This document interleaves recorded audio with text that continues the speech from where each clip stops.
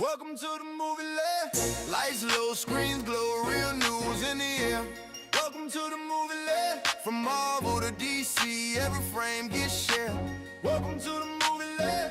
No cap, no spin, just cinema flair. If it's film or TV, yeah, you know we there. Welcome to the movie Lair.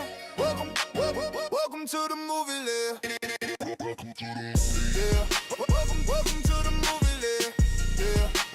Welcome to the movie Lair. We report the facts and the rumors, just keeping it square. Welcome to the movie Lair. Welcome to the movie Lair. Lights low, screens glow, real news in the air. Welcome to the movie Lair. From Marvel to DC, every frame gets shared. Welcome to the movie Lair. No cap, no spin, just cinema flair. If it's film or TV, yeah, you know we there. Welcome to the movie Lair. Welcome to the Lair. Welcome to the movie Lair. We report the facts and the rumors, just keeping it square. Welcome to the movie Lair. Welcome to the movie Lair. Welcome to the Lair. Welcome to the movie Lair. Welcome to the Lair. Welcome to the movie Lair. Welcome to the Lair. Welcome to the movie Lair. We report the facts and the rumors, just keeping it square. Welcome to the movie Lair. Welcome to the movie Lair. Welcome to the Lair. Welcome to the movie Lair. Welcome to the Lair. Yeah. Welcome to the movie Lair. Welcome to the movie Lair. Lights low, screen glow, real news in the air. Welcome to the movie Lair. From Marvel to DC, every frame each share. Welcome to the movie Lair. No cat, no spin, just cinema flair. It's full TV, ain't no we air. Welcome to the movie Lair. Welcome to the Lair. Welcome to the Lair. We report the facts and the rumors, just keeping this square. Welcome to the movie Lair.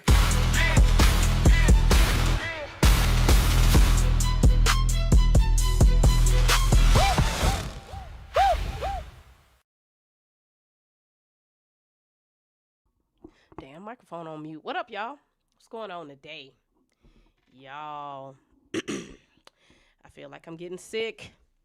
I feel that tingle in my throat, and I don't like that. That is not good. I feel like I'm getting sick. So that means we can't be here long. I feel it coming. What up, the magician? How you doing? Thanks for checking in. Y'all even hear my voice even sounds different, y'all. I think I'm getting sick, y'all. Oh, my God. What are we going to do? Y'all. I think I'm getting sick. What up, Xavier? Y'all, that means we can't be here long today. Because your girl ain't feeling too hot. I don't know what's going on. This weather is crazy where I'm at. It's hot, it's cold, and it's hot, and it's cold, and I think it's trying to take me out the game. But I hope y'all are having a great day. Hope y'all are having a wonderful Friday. Magician says he can hear it in my voice. Yes, it's been creeping up on me. It's trying to take me out. But I said, you know what? I'm going to push through. I'm going to do this show today for y'all because we had some good information to come out this week, and we got to get into all of this stuff. But, yes, it's trying to take me out. Let me get my water. Hold on. I cannot believe this. Hell, I might have done lost the water bottle. Hell. Child, hold on, y'all.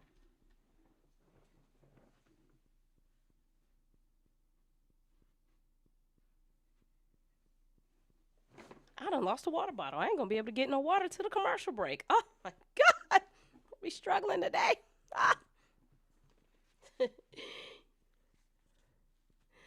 All right, Xavier said, you learned a good lesson this week. Stay away from streaming them Water Brother trailers. I don't even do trailer reactions hardly anymore because they want to get you. They want to take you out the game. They don't want you to review their trailers. I don't even do them. I don't even do them. Yeah, I'm not getting sniped like our good brothers over at Planet Fanatics. They was cutting their stream up and down, left and right. Magician said it was beautiful where he was today. Lawrence said 80 to 90s in Cali. Okay, okay. Y'all got some good weather. Oh, y'all.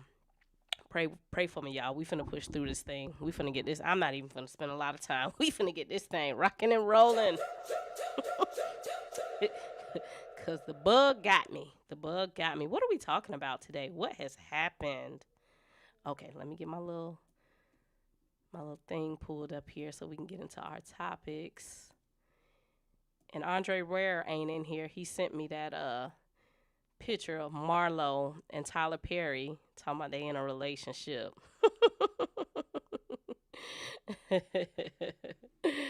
Oh, Jesus.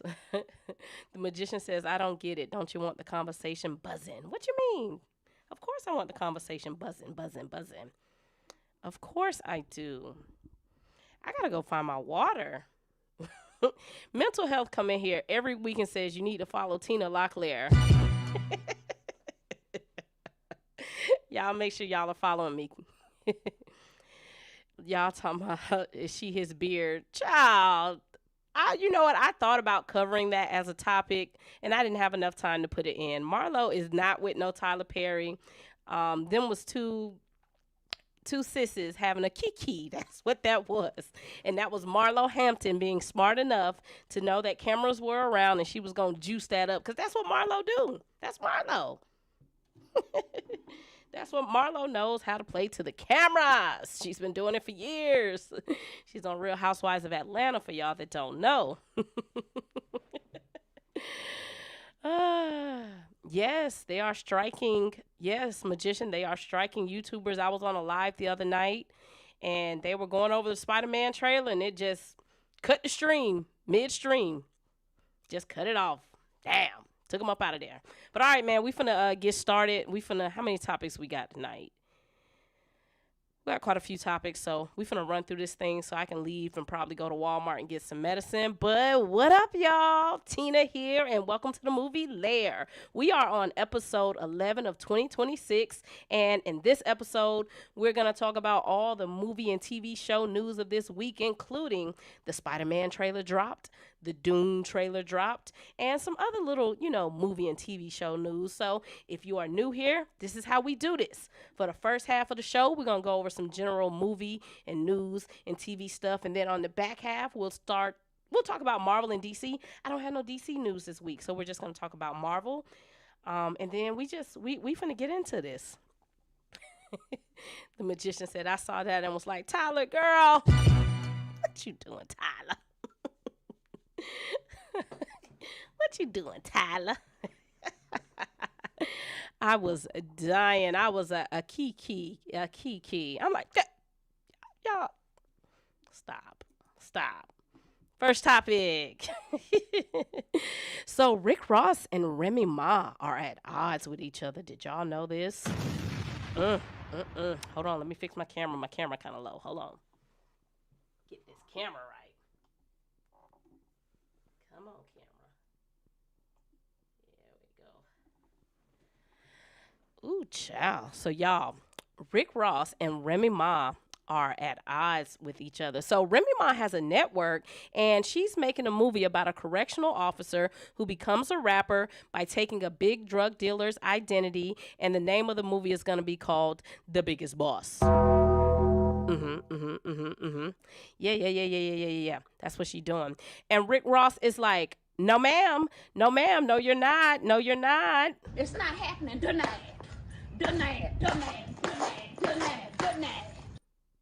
Rick Ross said, no, you're not making a movie called The Biggest Boss. Send her a cease and desist. So Rick Ross called his lawyers up, got that paperwork drawn up, and sent that cease and desist to Remy Ma for essentially trying to make a movie that was similar to his life and using his music and his songs to sell the movie. It's like, Remy Ma, girl, you know you can't do that. So the original title of the movie was going to be called The Biggest Boss. And y'all know Rick Ross got a song called The Biggest Boss. And he sent that paperwork and went ahead and got this movie shut the hell down. And you know what? I'm just shocked.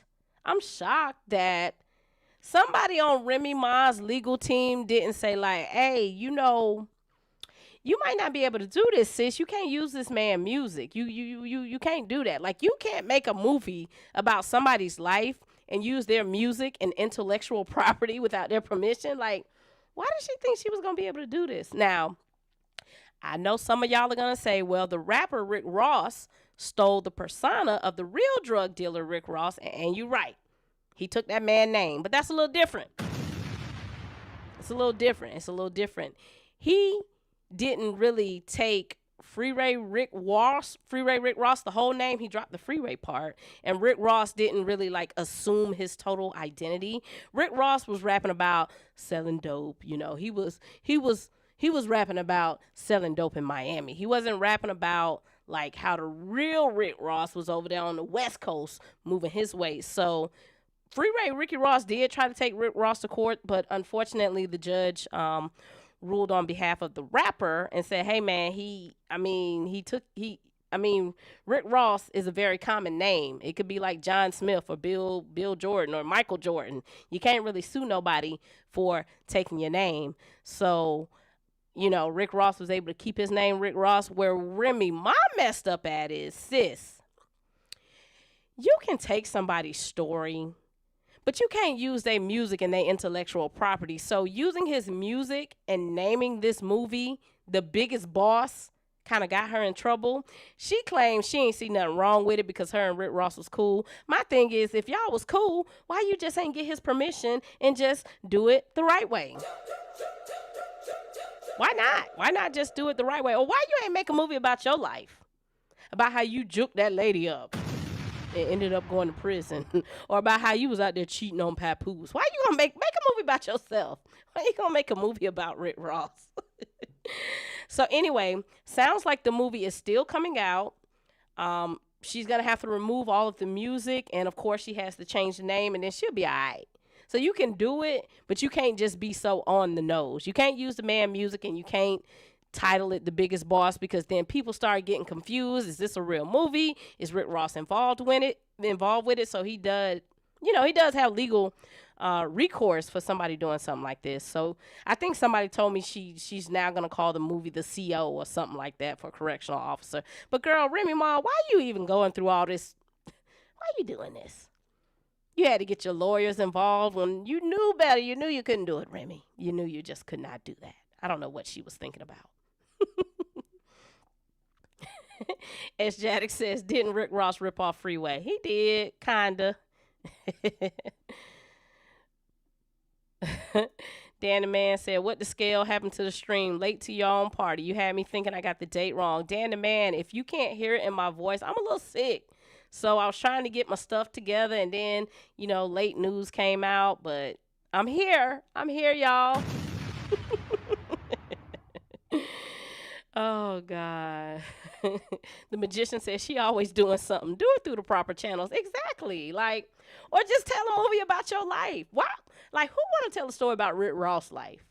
Don't get me wrong. Rick Ross actually does have, you know, an interesting story. But it's like, I'm sure when his story comes to the screen, he wants it done properly, not on like this little bootleg parody type situation. But child, if y'all want to check the movie out, they say the movie out, it's gonna be on Remy Ma Network. Y'all see the trailer up there.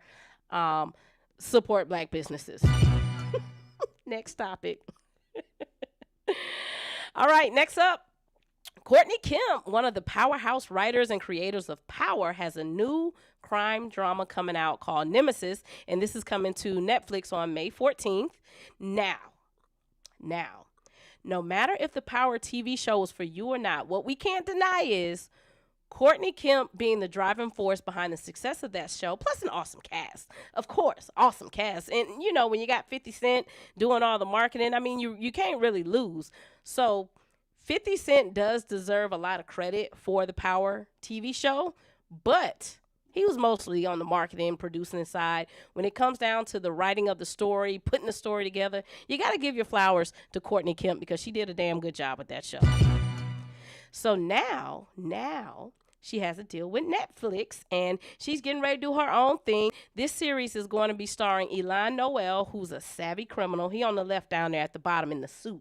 He going to be the criminal. And then the detective is being played by Matthew Lyles. He's over there on the right with the hoodie. And it sounds like they're going to be going at each other's heads in this show. And here's the log line. It says, what starts as a series that aims to subvert the heist genre at every turn, amped with thrilling life or death stakes, family dynamics, and explosive action, gives birth to an exploration of what drives us, sustains us, and ultimately destroys us.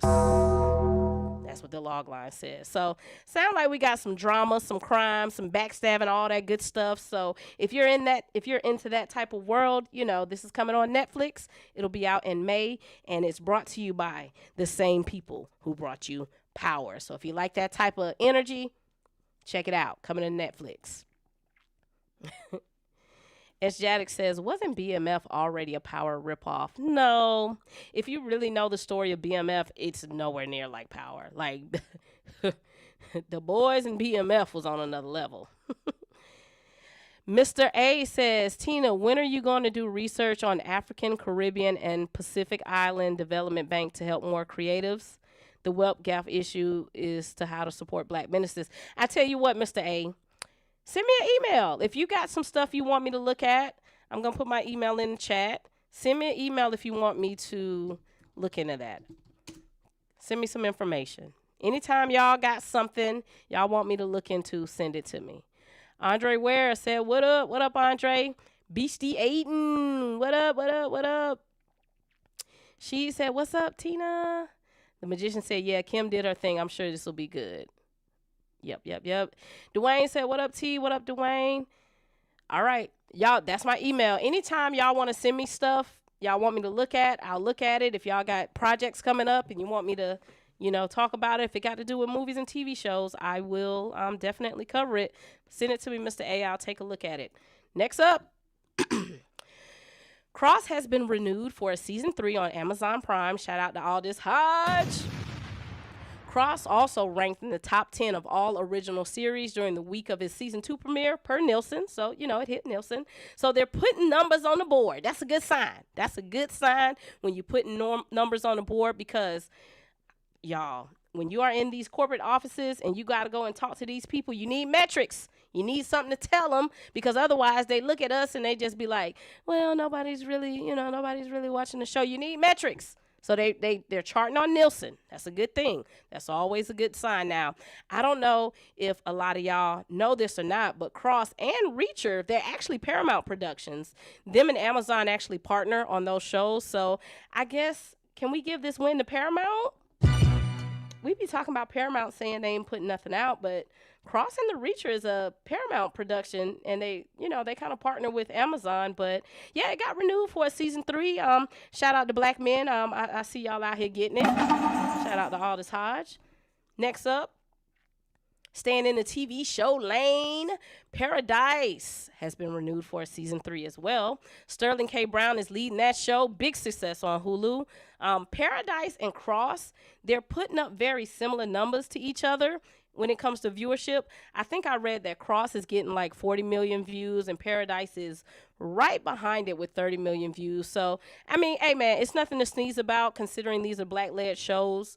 A lot of times these executives feel like people are not going to watch projects that have Black people on them and they put them in these boxes. So it's good that Paradise is able to, I think Paradise more than Cross was able to kind of go past that Black audience. And, Sterling K. Brown is getting his flowers. I remember the first thing I saw Sterling K. Brown on was Army Wives, long time ago. So I am happy that he's doing a good job. And I don't know who had enough faith to make him to the lead of the show, but he's doing a damn good job. Now, I ain't gonna flex. Be honest with y'all. I have not watched season 2. I haven't watched it yet. I need to watch it, but I have not watched it yet. But season 1 was good. Him and Cyclops, him and the man that plays Cyclops, damn good job. So I got to get on season 2. Xavier said Aldous did his thing this season on Cross. I need to check it out. Magician says I love Paradise. Dan the Man says about to be joining up with him within the next year. Don't believe me, just watch. We got a lot of stuff making progress behind the scenes. Just heard my name is attached to a 22 episodic comedy series. Shout out to Dan the Man, man. Dan the Man out here working. You know what? And Dan the Man, let me tell you something. When you become this great, big, famous actor, make sure you let everybody know you was breeding and running around with the movie Lair, bound with our community. So let us know when you have stuff coming out, and we're gonna try to support that and be there for you, Dan the Man. We gotta help these black creatives out here. As Jaddick says, well, Aldous needs to look at some DC heroes then if Magamount. Aldous could be a good icon of hardware. Man, I mean, it's kind of obvious. Aldous likes superheroes. It's just nobody knows what the hell is going on with DC at the moment. I don't even have no DC news this week. Nothing came out for me to talk about. Dwayne says Paradise is on the way for Emmys. Yeah. Dan the Man said the project he may be in, think The Office and Abbott Elementary. Okay. For y'all that don't know, Dan the Man, he was in Wakanda forever, so he is a working actor. That's what I'm talking about. I love to see it. I love to see it. All right, what we got next? All right, so Lionsgate just picked up this new movie, Ride or Die, and it's being described as a romantic buddy action comedy starring Marlon Wayans and Keke Palmer. This is what the logline says. The movie centers on robbery detective Martin Wayans, an extremely professional and narcotics director, and unapologetic butt kicker, Tammy Moore, Keke Palmer. Sparks fly and bullets fly when these opposites are partnered to track down $1 billion cachet of deadly opioids stolen from the vault of a multinational pharmaceutical company that threatens to flood the streets of Chicago.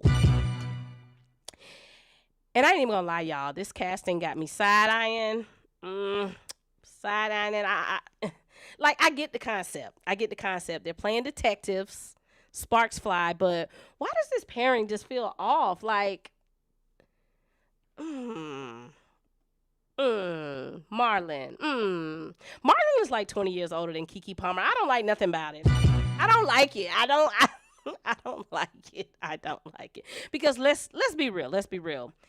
This ain't just buddy cop energy. This ain't just like the vet police officer training the rookie and she's kind of like the comic relief. But this ain't this. They clearly are leaning into romance and the age gap is loud. And I'm sitting here like, Marlon, you had options, boo. Boo, you had options. Like, we talking Gabrielle Union. We talking Regina King. Megan Good. We talking Halle Berry. Taraji P. Henson. Like, come on. We got, women that match your era. Women that match your energy. Like, how did we end up with Keke Palmer? And I love Keke. Keke, girl. I love you, girl. I'm just like, why? Like, I could see him and Taraji P. Henson having a good little buddy cop romance. Because Taraji P. Henson is funny as hell. Taraji is funny. Okay, y'all saw her in Empire. Like, Taraji is funny. Or even Megan Good. Who wouldn't want to be a co-star with Megan Good? Who wouldn't want Megan Good by their side? It's like, Marlon, come on. And I'm going to blame Martin because he's producing this. It's like, you had so many options. Like, what? And don't shade to Keke. I love Keke. She is talented. She's booked. She's doing her thing. But this feels like one of those Hollywood pairings where y'all just throwing two names together and y'all just hoping that it works. And sometimes it does. Sometimes it works. But sometimes it feels a little off. It feels a little off. Now, Marlon did say the vibe of this movie is going to be like when Harry met Sally with guns. But I don't know, man. I got to see the chemistry because right now I'm like, I don't like it. And honestly, if we keeping it real, he probably did want an actress probably of his age, and maybe the executives was like, because this happens a lot in Hollywood. You can go in with your pitch and the executives will be like, well, how about you do this and how about you change this, so that the executives who he's partnering with might have wanted him to go younger. They might want Keke Palmer because they may think that she can bring in a younger audience. But my thing is, Marlon, you should have took yourself out of the running then and let Keke Palmer team up with an actor who's more so her age, and you just, produce it. But this is what we getting. This is what we getting. Good luck. I hope it works out. I want Keke Palmer to win. I want Marlon to win. I do want to see her movie that's coming out with Boots Riley, called I Love Boosters. I had a couple friends who went to South by Southwest and they saw it. They said it was good. So I've heard some good things about that. So I'm definitely excited about I Love Boosters. I'm gonna check that out. But this romantic comedy, Marlon, I mean, Keke young enough to be your daughter. I just I don't like it. I don't like it. Collector's Rain said Dan the Man needs his own intro music. Dan the Man says don't trip over the age gap. I know. I know I shouldn't trip. Jay, don't come in here cutting up today. Jay.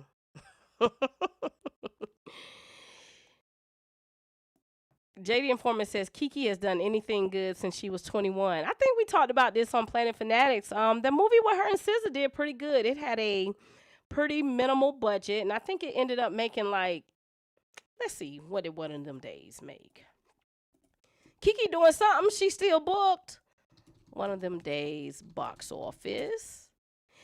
Yeah, man, it made $50 million, man. If you can get a low budget movie, let's see what the budget was.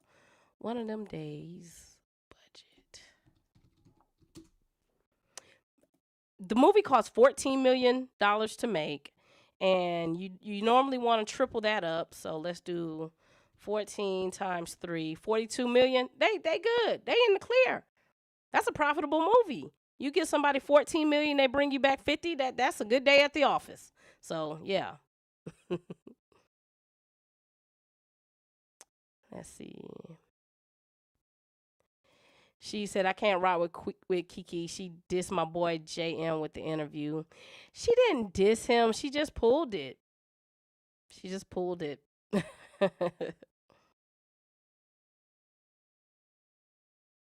She just pulled it. I mean, can you blame her? I mean, I know a lot of us here, we root for Jonathan Majors, but it wasn't just Jonathan Majors. I think the reason that she pulled the interview, I think that interview was just going to be bad for everybody involved. That was just not, because Jonathan Majors already had his abuse allegations. Keke claimed that she was in a domestic violence relationship, but then we found out that she was also putting hands on him and doing bad things to her dude. So it's like, do we really need two people accused of being abusers sitting and talking? I don't know. I don't think that would have been good for anybody, because people were going to pick it apart. People were going to pick that interview apart on behalf of both of them. Keke is barely skating by, because that whole incident with her and her boyfriend almost blew up in her face because she accused him of putting hands on her. And then, it came out that she was putting hands on him too. She was jealous of him. So I think it was best. Sometimes you just have to, sometimes you just got to make a business decision, and that was a business decision. Billy said the way Jonathan Majors comes up every stream. Yeah, Jonathan Majors, Damson Idris is going to somehow find their way on every stream. Every single time. All right, let's see. What's the next topic? I'm trying to see when we can go to commercial break so I can get my water. We can go on to the next one. All right. So Michaela Cole is creating a movie called Bloodsport and teaming up with A24. She's done like 2 or 3 projects so far with them. And for this Bloodsport movie, she'll be writing and directing. Now, we don't know much about this version of the film. The old school movie back in the 80s, which I loved, Jean-Claude Van Damme was the lead, and he was like a military man who went and fought in this underground fighting tournament. It kind of was like Street Fighter before Street Fighter. You know what I'm saying? They was down there doing martial arts, but I love that movie for some reason. I don't know why. I don't know why I love like Bloodsport. It came out in '88. I probably was 5 at the time. I think I remember just watching it at home because my dad used to love martial arts movies, and I just watch movies with him. But yes, Michaela Cole is going to do a remake now. With Michaela Cole doing this film, I hope she goes with a black male lead. Knowing her, she may want to do a woman lead, but I think she would do a good job with a black man in this role. Now, this is something I can see for Damson Idris.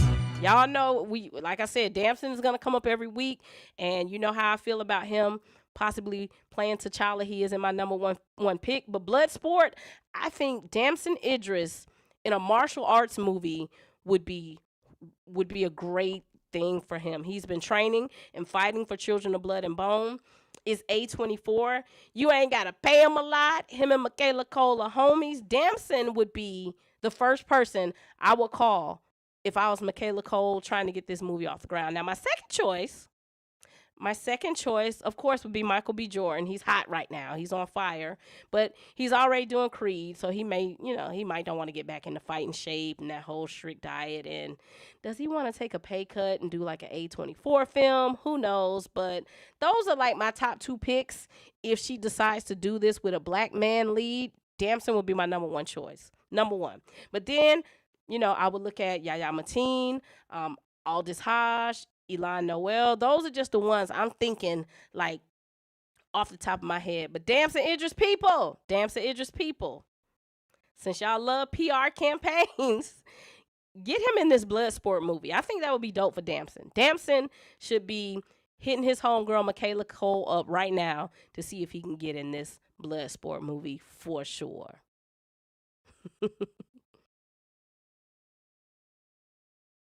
Danny Man said, I never could watch her show on HBO, but we're in the same movie, so she cool people. Yeah. Xavier said, Michaela Cole tackling Bloodsport is one of the most interesting things I've heard in movie news this year. Yeah, man. Little black girls like karate and martial arts. Mr. A says, what's some indie female writers you're watching out for you think got some good heat out in the streets? We got to table that. Maybe I'll bring that up next stream because I don't have any off of the top of my head. Like indie writers, I don't have any. Lauren says she gonna put a British dude in it. Danny Man said, nah, let Damson get in on that Panther action.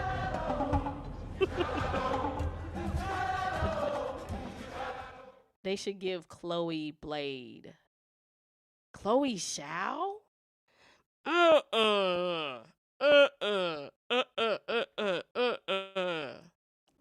No. Why you want Chloe Zhao to do Blade? You gotta have a lot of ass kicking going on in Blade. We can't. I think the Eternals was a perfect fit for Chloe Zhao. I know a lot of people didn't like it. I'm not against Eternals. It was cool, but no, Chloe Zhao can't do Blade. No. So many black directors out there that would love to do Blade. Antoine Fuqua, the guy who did Magazine Dreams. It's so many black directors that could do Blade. Nah. No. All right, next topic. So for anybody that's been hiding under a rock, Jaafar Jackson is the son of Jermaine Jackson, and he will be playing Michael Jackson in the new film that's coming out in April. Now, this is going to be a heavy rumor. Because this is coming from Jaafar's family. His uncle Jackie stated that Jaafar may be playing Tiger Woods in the new Tiger Woods movie. Let's check it out. To LA and they saw it. I haven't seen the movie yet, but I was on the set for one of the films. I'm gonna say it again. Jaafar's the ball. So, and I hear that he might be doing a Tiger Woods story next. Wow. That's true story. He might be doing a Tiger Woods story next. So All right, so that's coming from the family that Jaafar Jackson may be playing Tiger Woods. Now, there is a Tiger Woods project in the works. It's been in development for like a year or more, and it's supposed to follow Tiger's life and how he went on that complete domination streak. And it's coming from the same people who bought you Air, which is the story about, Michael Jordan signing his deal with Nike. They also did King Richard, the movie that Will Smith was in, about Serena and Venus's dad and their rise to, becoming superstar tennis players. The movie, this Tiger Woods movie, is based on a book called The Tiger Slam. Here's what it's about.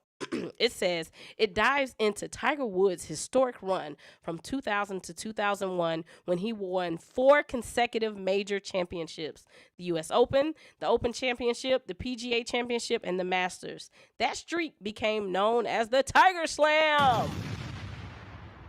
And it's still one of the most dominant runs in sports history. What makes this interesting from a movie standpoint is it's not just about golf. It's about the moment Tiger basically became a global phenomenon and completely changed the sport.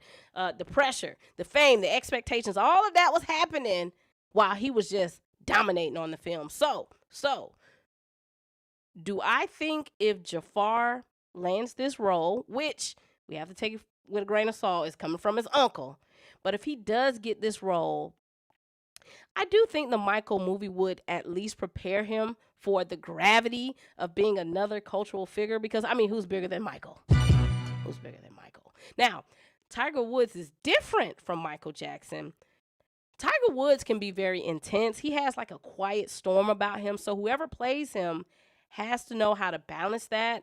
And I haven't seen enough of Jaafar Jackson to say he should get the role, but obviously somebody has seen the Michael movie and has put that bug out in the air that he may be playing Tiger Woods. Somebody done told somebody in the family that. I don't think Jackie is pulling this out of thin air.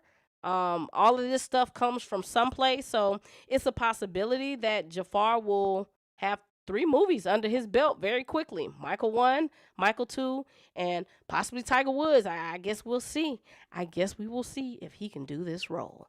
Let's check the comments. Y'all talking about Blade never happening. Danny Man said, don't do it, Jaafar. Lauren said, Jaafar playing Lionel with Richie and Maxwell. Oh, Jesus. Y'all talking about we ain't getting Blade. Ain't getting no Blade. All right, what we got next? What we got? Dune, the Oscars. Let's talk about... I'm trying to see what we got. Michael B. Jordan. Okay, let's hit Dune and then we'll do a commercial break. All right, so the Dune trailer dropped and it looks dope. Looks great. The score sounds amazing. Now, Dennis, the director, said, y'all thought Paul Atreides was a hero? Nah, let me show you what power actually does to a man. And right off the jump, the tone feels completely different, darker, heavier, almost like a little political thriller with a straight up prophecy, horror, all of that built in. You can tell this ain't, about the rise anymore. This is about the consequences of power. Yes, consequences of power. Nobody ever talks about the consequences of power. Sometimes we just see it. And what really stood out to me was the time jump. We're not picking up right after part 2. We're jumping years and years and years into the future. Paul is fully in his emperor era now, dealing with the fallout of that holy war that he started. Like billions affected, entire system shaken, and now you got people plotting on his downfall from every angle. That's a different type of pressure. The kid got some pressure on him. Same pressure his father dealt with. But let's talk about the visuals real quick because, yes, the scale somehow got even bigger. Spaceships, warfare, desert battle, everything's feel a lot of chaotic. It feels chaotic. It does. But also, it feels a little personal. Like you ain't just seeing armies clashing, people coming for Paul Atreides. You can see Timothy Chalamet's performance. He looks tired. He looks paranoid, haunted by his decisions. Now, the wild part is Robert Pattinson stepping in. Yeah. Yeah. A wild card, a shape-shifting villain who could literally manipulate identities. That's dangerous when you know that people are out to get you. Because who do you trust?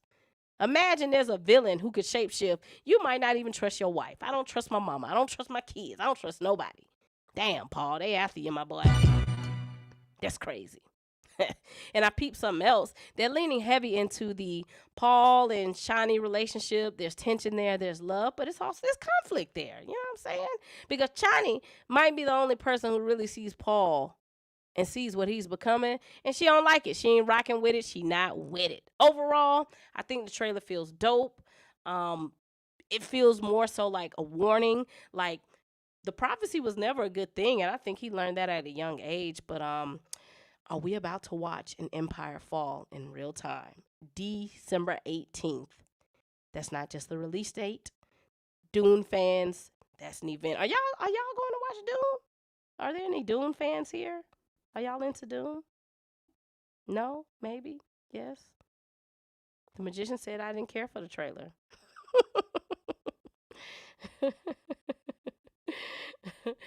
Let's talk about the next topic. Who is gonna move? Who is gonna move? That is the topic. Who moves? All right. So we got to talk about this again. Dune 3 and Avengers Doomsday dropping on the same day, and they are still playing chicken at the box office, and I don't like it. Somebody needs to move. But let's be real. These are two completely different monsters. On one side, you got Dune, this big prestige cinematic experience, IMAX, award type energy. And on the other side, you got Doomsday, which is about to be a full on event itself, packed theaters, crowds, reactions. It's like two different types of films. Now, strategically, this feels like a mistake for at least one of them because they not targeting the same exact audience, but it's overlap. Especially with people who like to go and watch a big blockbuster. You're basically forcing fans to choose or split their attention on opening weekend, and that can hurt both films. It really can. I mean, obviously Avengers Doomsday is going to be the biggest film. It just is. And you're not going to take your kids to watch Dune. Your kids are going to want to watch Avengers Doomsday. So Dune should just get the hell out the way. It's your move.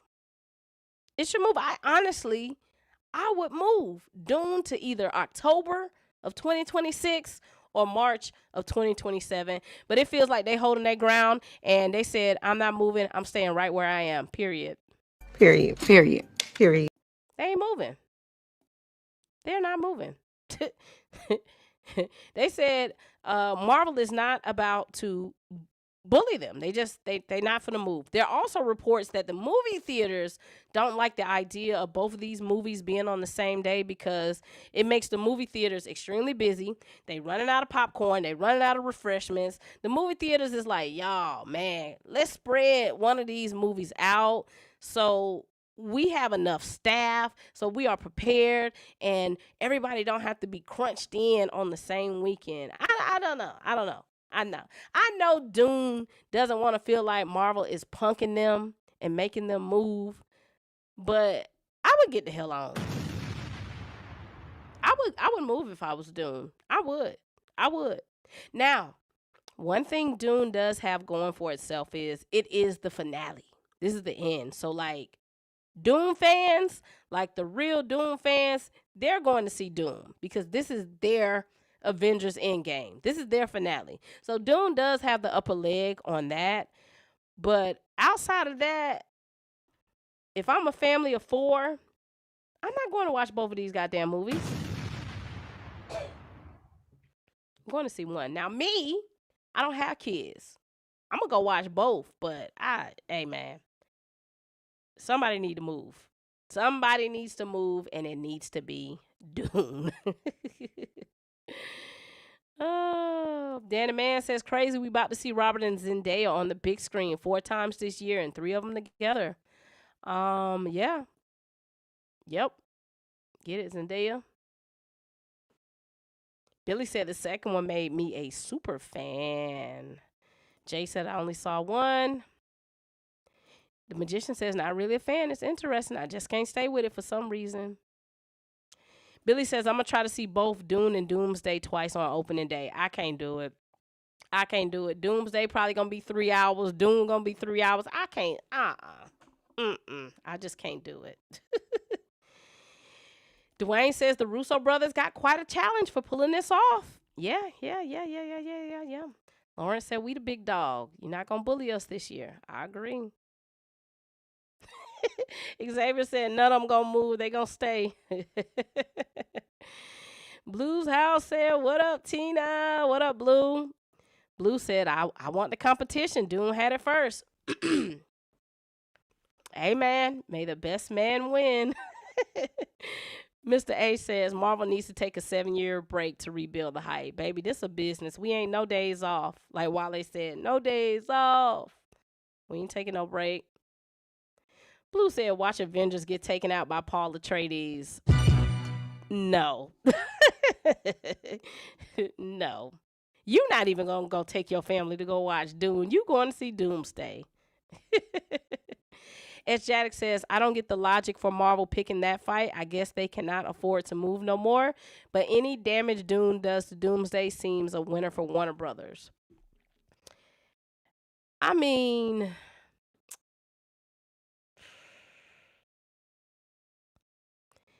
would I be looking at it like that? I would be looking at it like we got a number and we need to hit our number. I wouldn't care what Dune got going on. Kendall said, what up, Tina? What up, Kendall?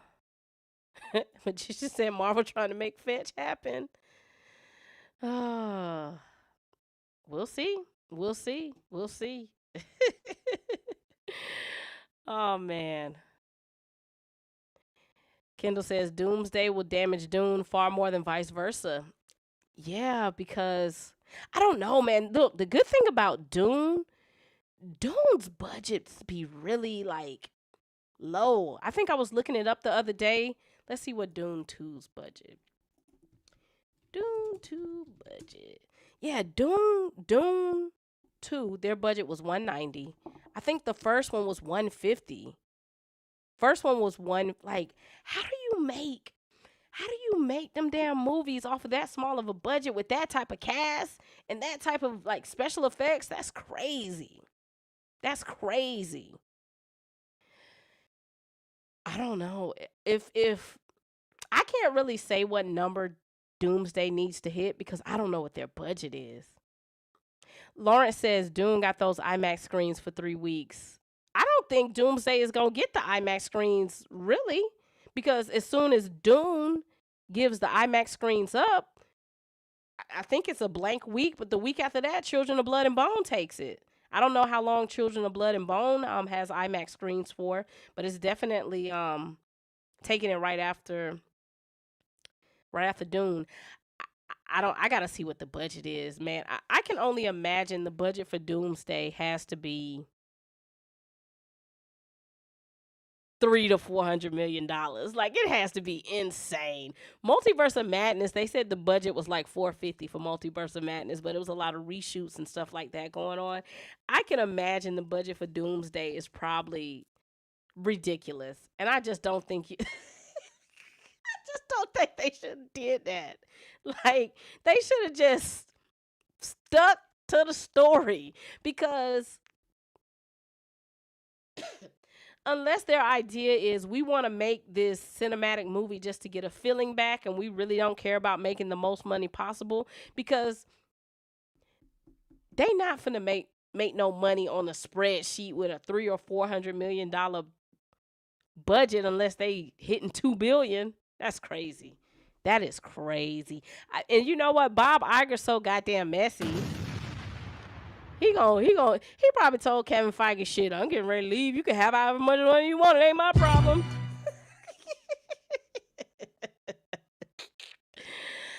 Child, I don't know. Somebody need to move. Dune need to move to October. Let Dune face off against Clayface. Move Dune. Just go on back, bruh. Just go ahead and go back. Because I want Dune to have a solid run, but this is going to be bad. This is not finna be no Barbenheimer. They not finna do this. This not finna work. There's no way. It is no way. This is crazy. They need to move. They need to get the hell on. They need to go. All right, y'all. Y'all know the deal. Commercial break. I gotta go find my water bottle. I already told y'all I'm a little sick.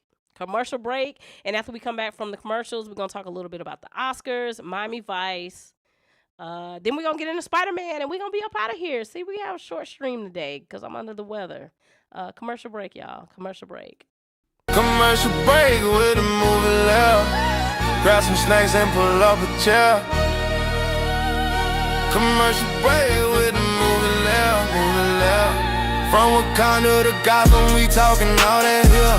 Commercial break with a movie Lair, the movie Lair, the movie Lair, movie Lair. Commercial break, break, commercial break. Commercial break with the movie Lair. Grab some water and some snacks. Me back here. Commercial break with the movie Lair. We cover rumors and movies, all that here. Commercial break with the movie Lair. Grab some snacks and pull up a chair. Commercial break with the movie Lair, movie Lair. From Wakanda to Gotham, we talking all that here. Commercial break with the movie Lair, movie Lair. Commercial break with the movie Lair, movie Lair, the movie Lair. Commercial break with the movie Lair. Grab some water and some snacks. Meat bag, yeah. Commercial break with the movie Lair. We cover rumors and my movies all day, yeah. Commercial break with the movie Lair. Grab some snacks and pull up a chair. Commercial break with the movie Lair, movie Lair. From Wakanda to Gotham when we talking all that hell. Commercial break with the movie Lair, the movie Lair, the movie Lair, the movie Lair, the movie Lair. Commercial break, break, break, break. The movie Lair, the movie Lair, the movie Lair. Commercial break, break, break. Commercial break.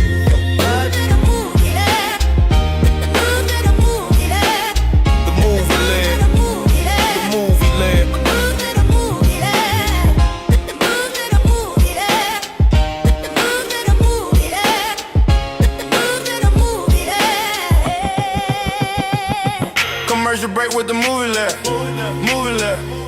From Wakanda to Gotham, we talking all that here.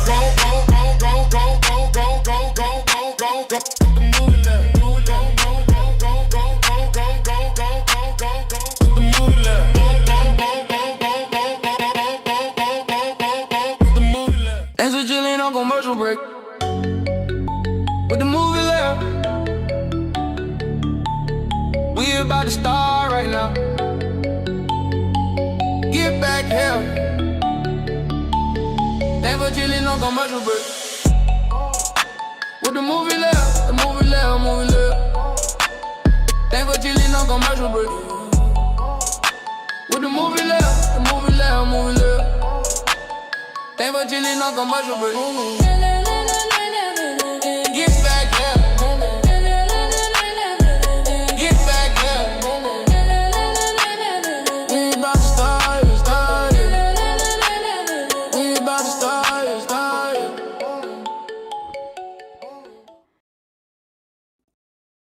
Child, I found my water, y'all. Then I just lost it again. This is what happens when you get old.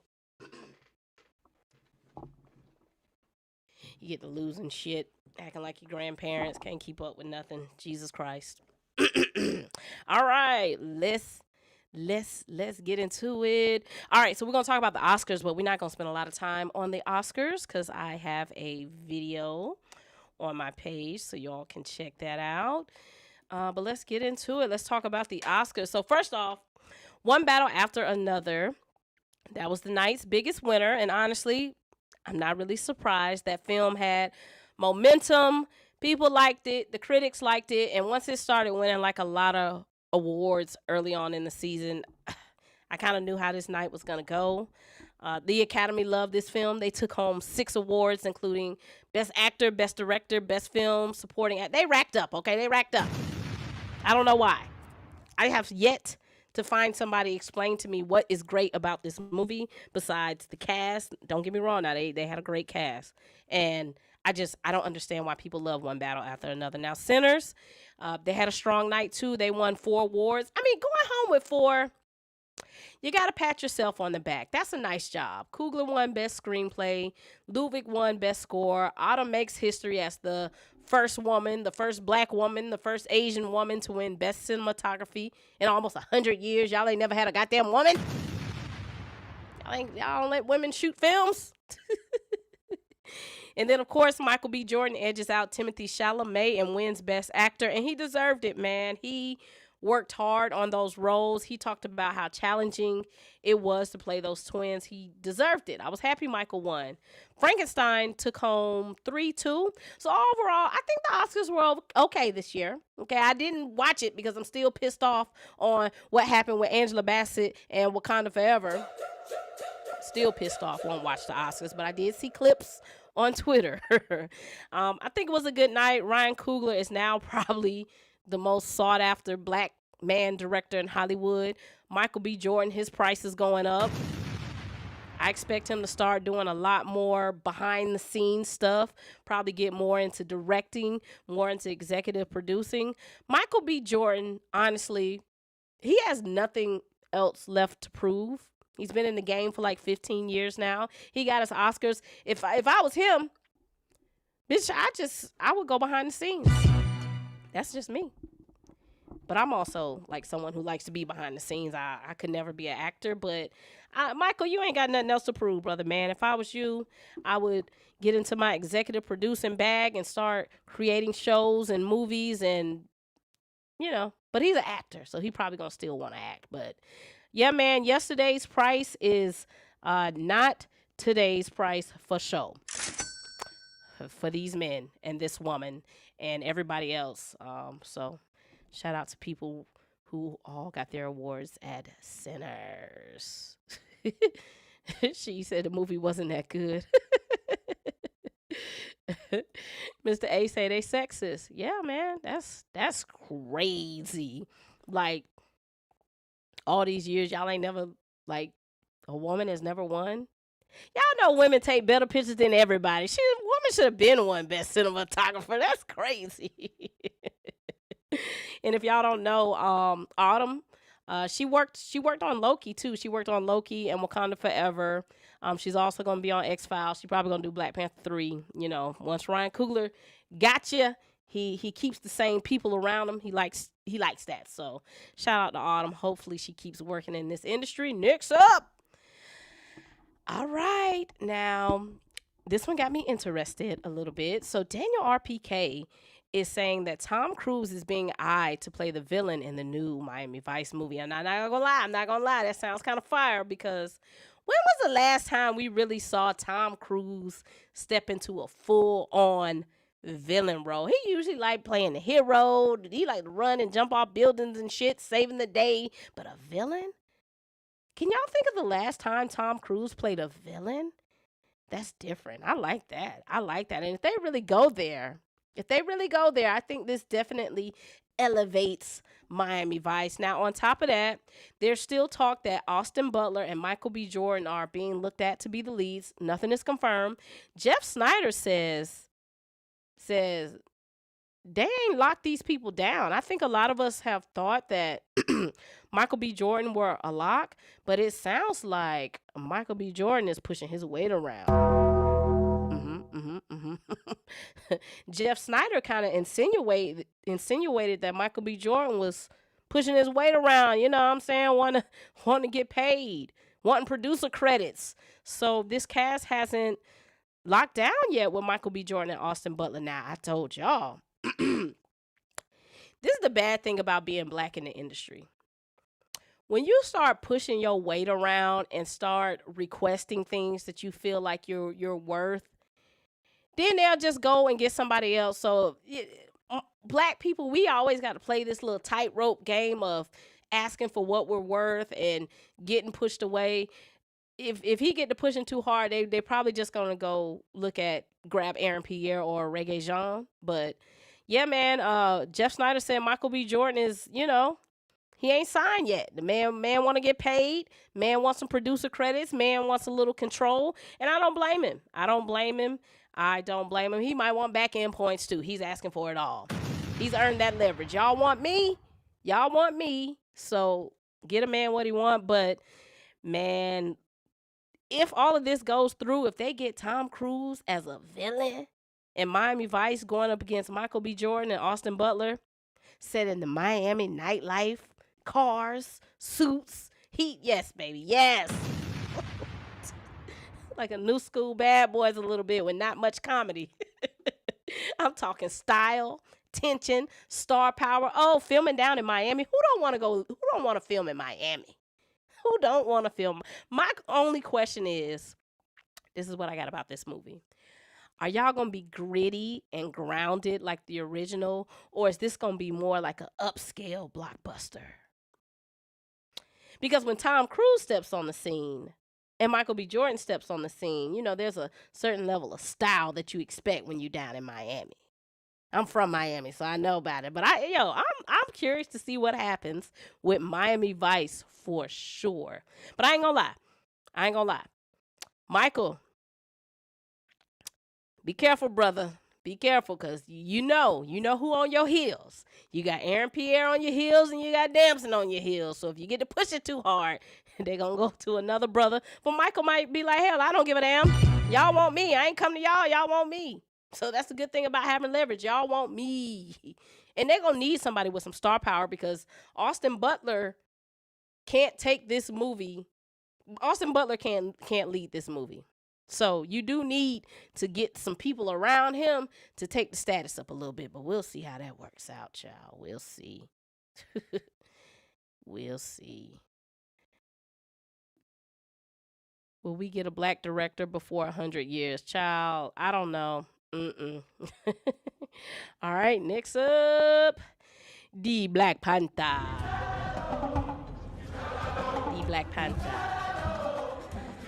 All right, let's talk about Chadwick Boseman. I now understand a little bit better why Chad kept his cancer diagnosis a secret. It sounds like he beat it one time and thought he was cool, and then it kind of snuck back up on him. So he probably thought he was going to beat it again and didn't want to tell anyone.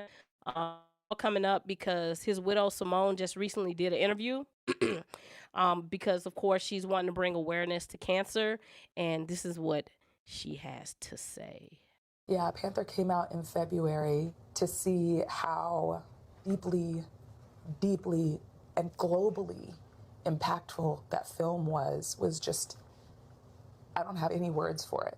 He was so deserving of all the success. And kids are dressing up like him, and people are buying out theaters and taking school kids to watch this film. And he's just being celebrated everywhere we go. It did feel like, they didn't know we were celebrating that he had a clear scan, but we were celebrating that too. It felt like we got another chance. But by the end of that year, the cancer had returned and was more aggressive. That's when the couple got engaged. So, I get it. I completely understand keeping things to yourself. Back in December, for y'all that come here, I told y'all, I found out that I had possibly had cancer, and I didn't tell anybody but my wife. If y'all remember, in December, I took a month off from streaming because I had to get my health together. They found 4 tumors in my throat, and there was so much I had to figure out if they were cancerous, if they wasn't, and I didn't tell anybody because when you tell people, then you got to answer other questions. So on my side, they tested 2 of the tumors and they were non-cancerous. I still got to get the other 2 tested as well, but the doctor said since the other 2 are kind of small, they're probably not cancerous.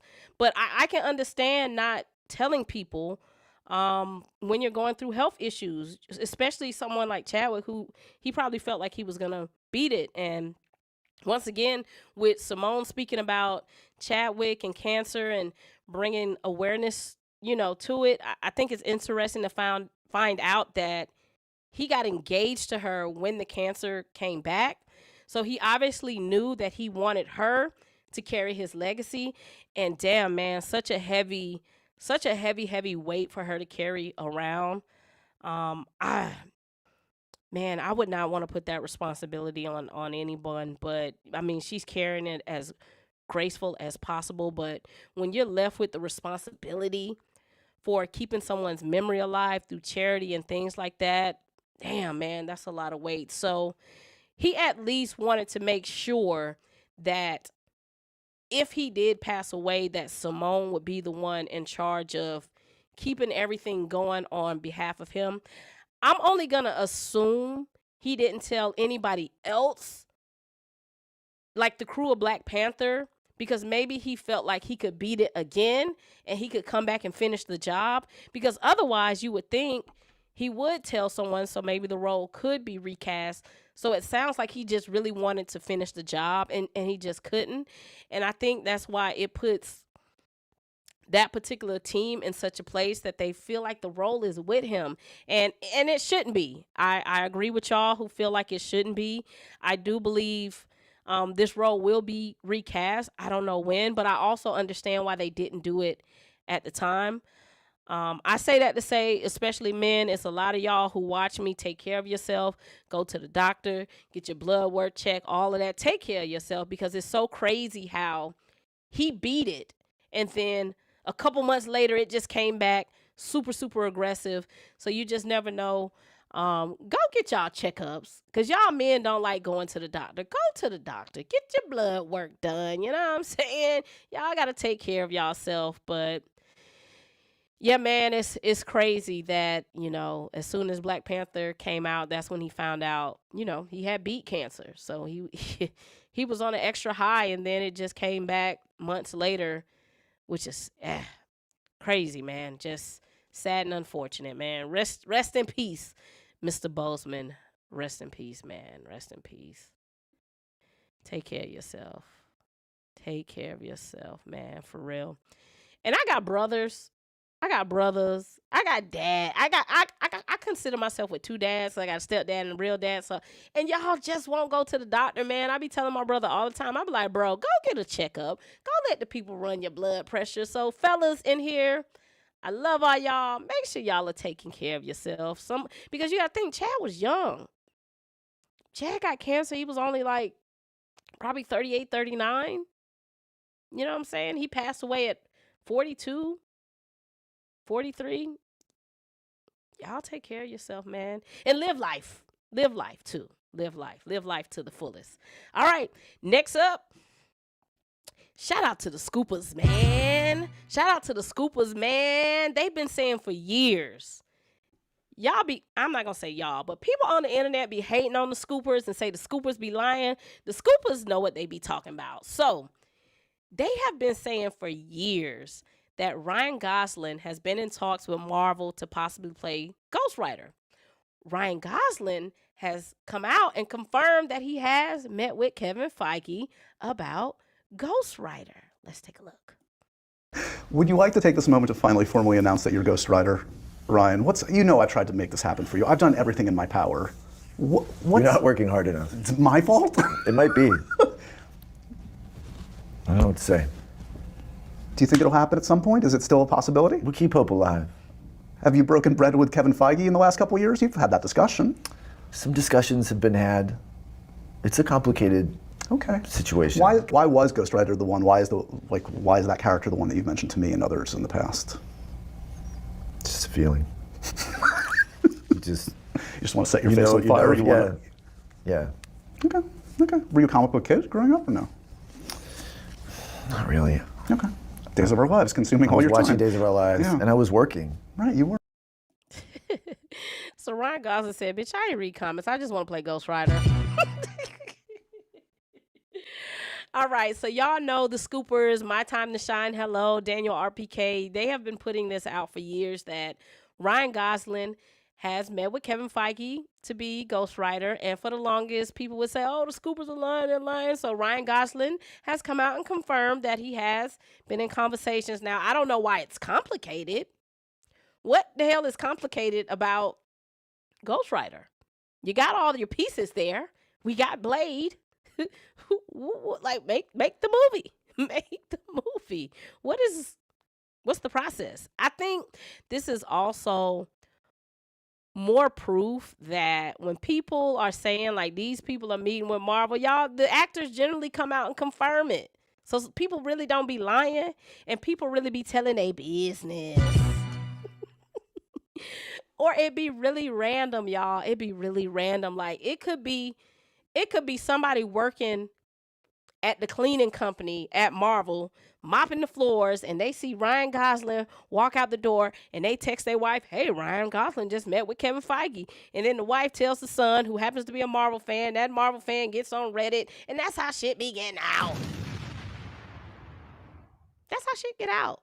It be little random stuff. Now, people do have connections. Like some people have people who work with Marvel and they be telling them stuff. But I'm glad that Ryan Gosling came out and confirmed that there has been some conversations about Ghost Rider, but it's complicated. I don't know what's complicated about it. We got witches. We got vampires. I don't know why Kevin Feige seems to be scared of magic and vampires and ghosts and witches and goblins. Just do it. Just what's the problem? What is the problem? The magician said that'll be a no for me, dog. Y'all don't think he could be Ghost Rider? I don't know. I really I don't really like care who plays Ghost Rider. That's just not like something I care about, but I feel like if an actor wants it, it's obviously some passion behind it. Or like y'all said, maybe Ryan Gosling just wants to get paid. I don't know. Get paid, young here to get paid. Because they asked him, "Do you read comics?" He said, "Hell no." I ain't reading. I was working. I don't have time to read them goddamn books. I just know I want to be Ghost Rider. So maybe he just want to get paid. I love when actors are just honest. Just honest. He ain't get up there and lie. He ain't get up there and lie and say, "Yeah, I read all." He was like, "I ain't read that shit."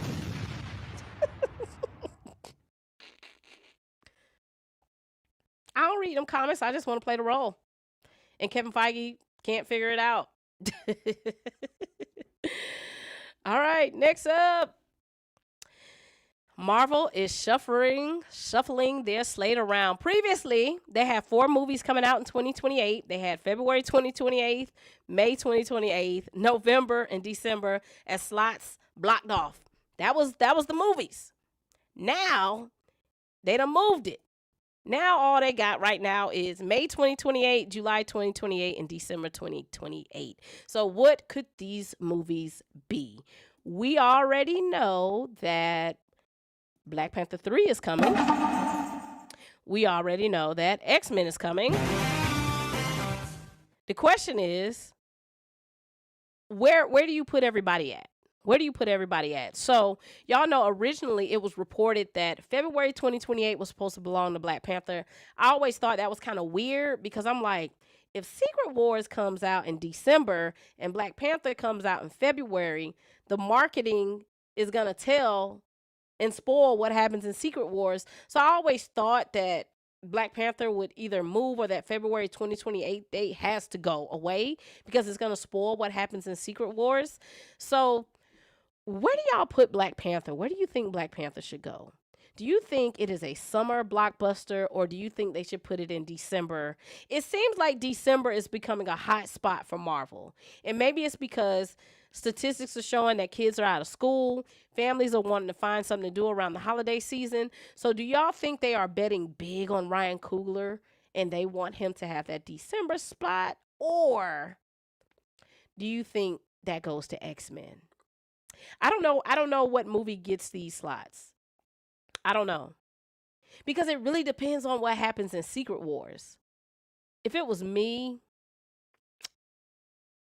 they probably going to put Black Panther in July And they're probably going to put X-Men in December. And they probably going to take away that May 2028 date. That date probably just going to go away. They probably only going to do 2 movies, which is crazy.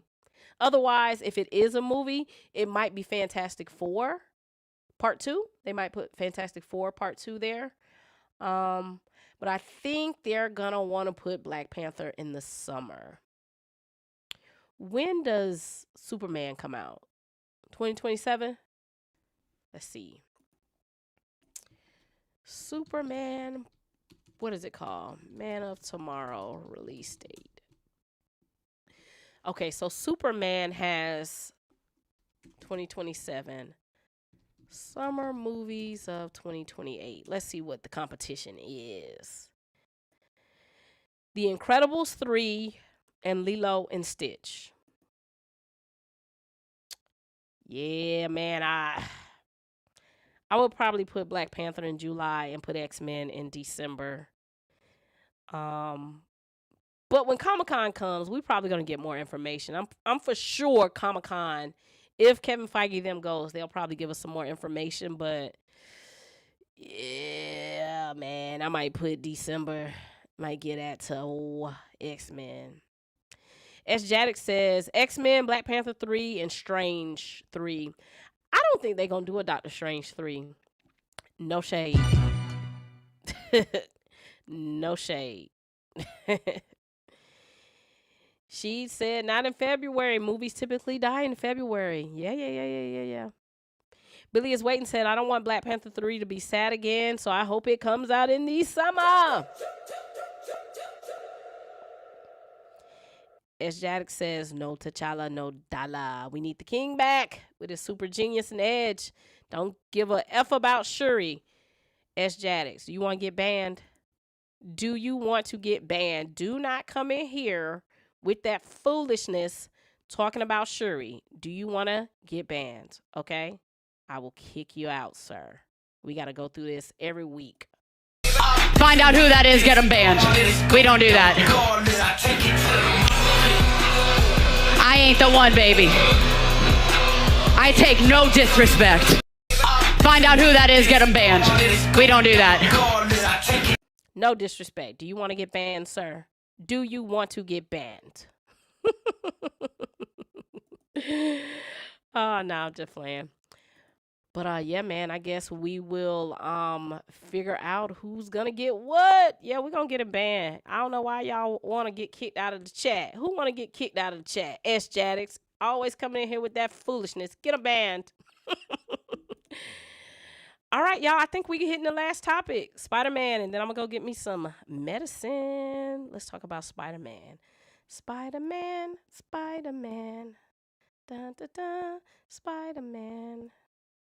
How y'all feel about Spider-Man? Y'all liking the trailer? What are y'all feeling? Finna talk Spider-Man, so if you don't want to be spoiled, get out of here. Spoiler alert. You don't want spoiler. Better leave. Spoiler alert. You better leave if you don't want to get spoiled. All right, so the Spider-Man brand new trailer dropped, and I ain't gonna flex. I'm excited. It looks good. It looks like it has drama. Looks like it has action, secrets, stakes. I'm here. They got me. I'm here. Now, this marketing plan they had going on the day before was reckless. I don't even know if y'all saw it. They were dropping like 2-second clips every hour, and it was so weird to me because at first I didn't understand what was going on, because every time I would open Twitter up, I would see a new clip, and I didn't know this was the marketing plan. So I would go back to work. I'm working on my little laptop, open Twitter up again, it's a new clip, and I'm like, what the fuck is going on? Like, what is... So I was confused, and then I realized, oh, they're dropping 2-second clips every hour. That was the dumbest shit I ever seen. That was so dumb. That I did not like that. Now, what they did get right was they said the damn trailer, because it's being reported, had over 700 million views. Now, I don't put that much stock into like trailer views because it doesn't always correlate to the box office.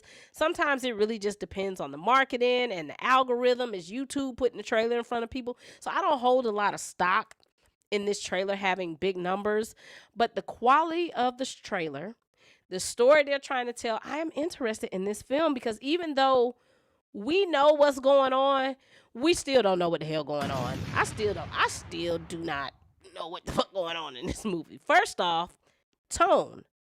The tone is completely different. This is not the fun high school Spider-Man anymore. This is a man. He's alone, he's grown, and he's dealing with the consequences of his actions. That y'all know they used to tell us when we was in high school, the things that you do now will have consequences that may follow you throughout your whole life. And if y'all remember in the other Spider-Man movie, he had Dr. Strange, the DEI hire. Didn't earn it. Y'all, this is a Dr. Strange hate page. The DEI hire, Dr. Strange, let a teenager convince him to do a goddamn spell, and then they fucked the goddamn spell up. And then they had to reverse the spell, and a part of the spell is making everybody forget who Spider-Man is. So he's dealing with the consequences of, damn, my homeboy Ned and my homegirl, my boo, my lady, my thing, she don't remember me no more. So he feels completely isolated. Nobody knows him. That's heavy. I don't know what I would do if nobody knew who I was. And it's kind of really sad. He ain't got no family. Spider-Man got a pretty tragic story. He ain't got no family. He just outside. He just a kid outside. And the trailer really leans into that isolation. Peter basically is just Spider-Man. He's just Spider-Man. Because being Peter Parker means you're lonely. I actually like that direction because it feels like we finally getting that grounded, struggling Spider-Man story again. But, you know, it's a lot of stuff also going on because something is wrong with him. His body is changing. You know, his powers are mutating. Are we heading into man spider territory? I don't goddamn know. I don't know. But what really stood out to me was the vibe. This feels darker, more emotional, almost like Spider-Man is losing control of every goddamn thing. His identity, his body, his relationship, and he's seeing MJ with another man. Y'all know men don't like to see their women with another man. Oh, he hurt. She right there and don't even know him. Now, my only question is, who is the damn goddamn villain? Who is the real villain? Because it feels like there's something bigger behind the scenes. We got mind control. We got mutant storylines. Is there something? Who is the villain in this goddamn movie? Who is the villain? And y'all better not tell me no goddamn Jean Grey. That zips us over to Sadie Sink's character. We don't see her at all in this trailer. Like, you know, her face. We see scenes of the back of her.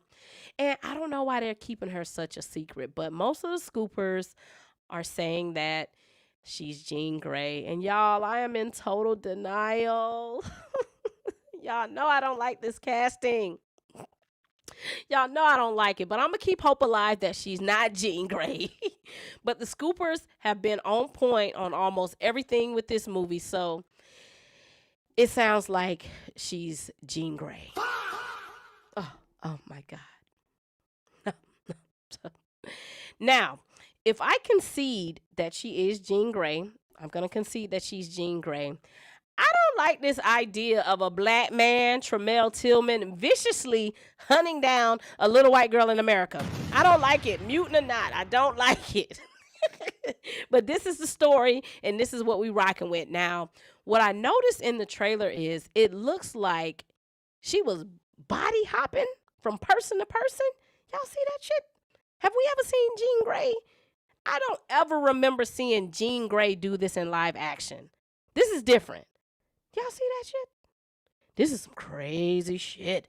This is some crazy powers. I ain't never seen. This is some weird, freaky ass shit. Fan here. This is some freaky powers. I ain't never seen that.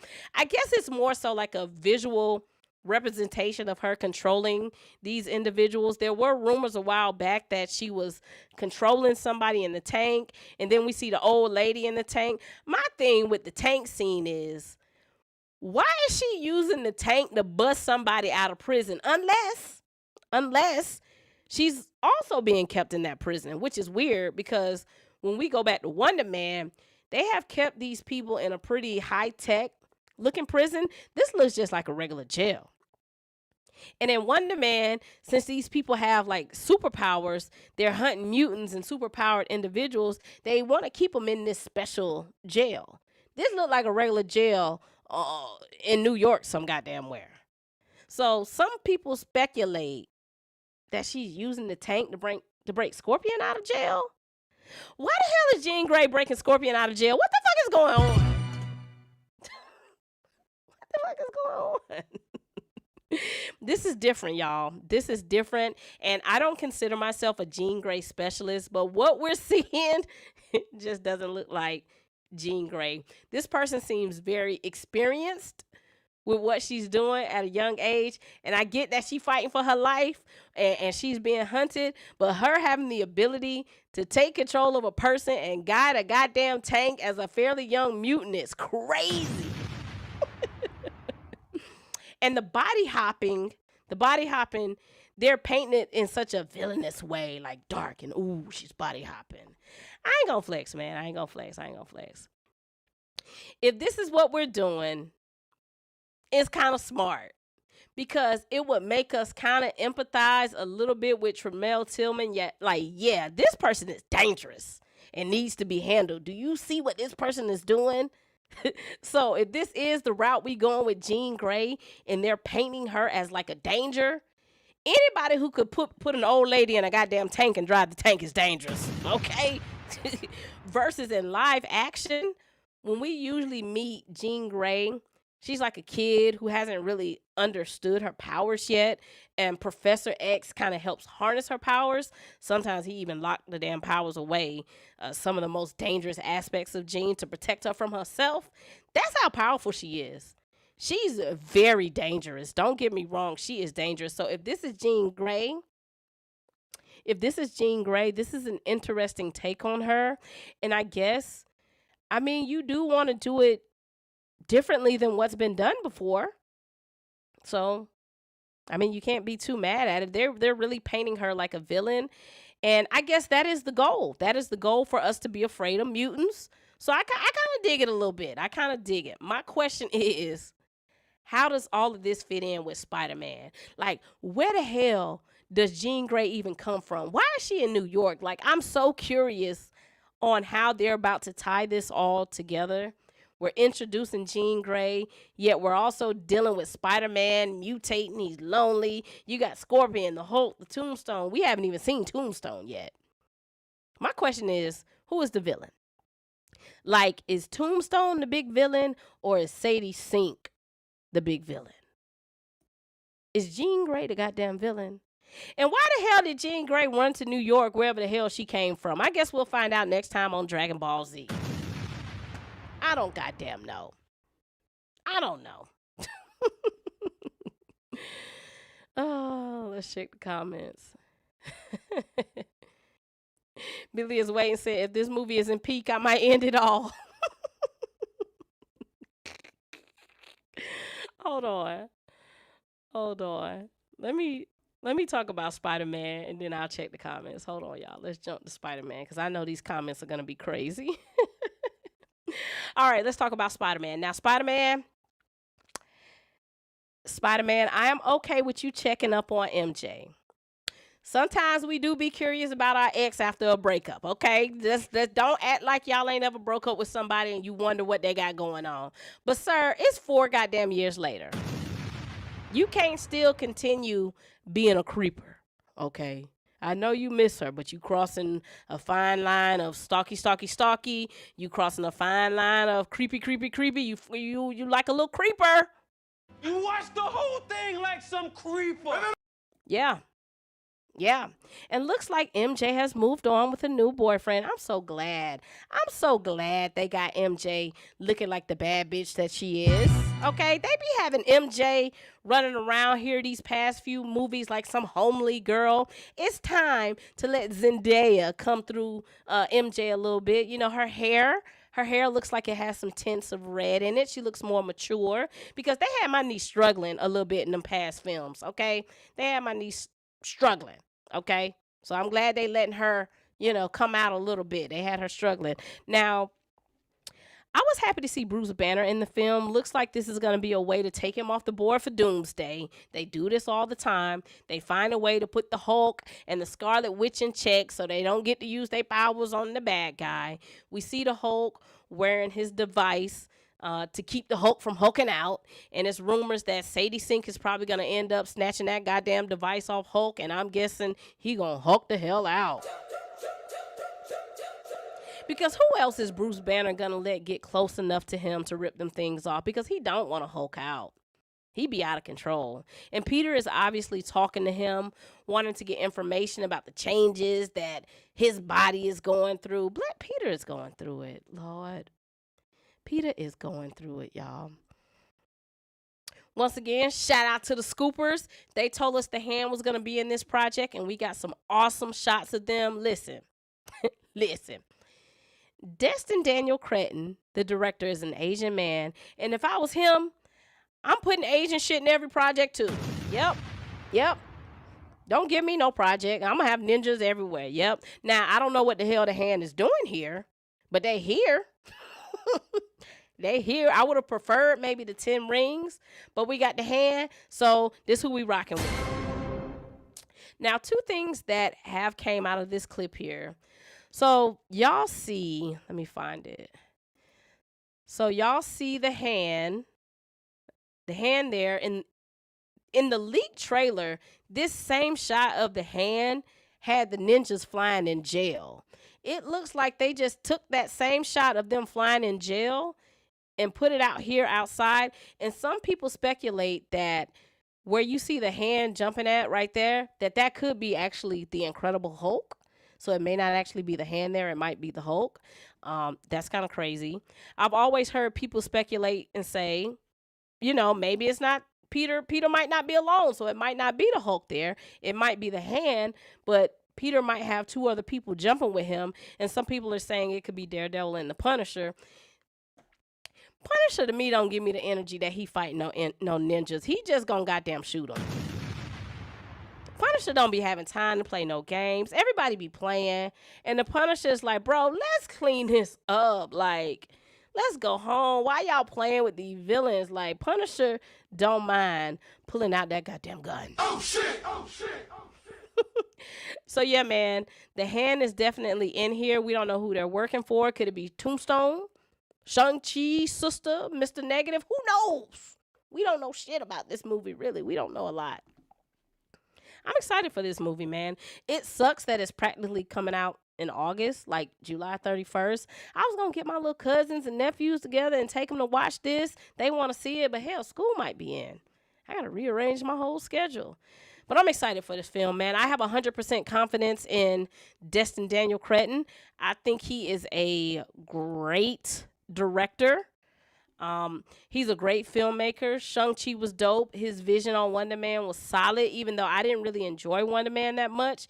He has a great eye for talent. Most importantly, the man likes Spiderman and comic books. Y'all are always saying, I want somebody who reads comics. The man reads comics. There's so many comic book references in this film, and this is what the fans have been asking for, comic book accuracy. And I think this movie is going to give y'all what y'all want. I like the way the film looks. I like the energy around it. Are y'all excited for Spider-Man, or y'all a little hesitant? Let me know.